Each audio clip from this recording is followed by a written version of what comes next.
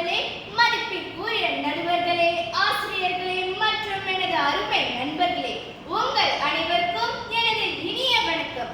இன்று நான் நூல்களை வாசிப்பதன் பயன் எனும் தலைப்பில் சில கருத்துக்களை பகிர வந்துள்ளேன். வாசிக்க தெரிந்தவனுக்கு தோல்வியே இல்லை என்பார்கள். மனிதனின் மிக சிறந்த நண்பன் புத்தகங்கள் தான். அவை பேசாத பேராசிரியர்கள், வழிகாட்டும் ஒளி விளக்குகள். வாசிப்பு என்பது அறிவின் ஊற்று. ஒரு புத்தகத்தை திறக்கும் போது நாம் ஒரு புதிய உலகத்திற்குள் நுழைகிறோம். அறிவியல், வரலாறு, இலக்கியம் என பல்வேறு துறைகளை பற்றி ஆழமான அறிவை நாம் வாசிப்பதன் மூலமே பெற முடியும்.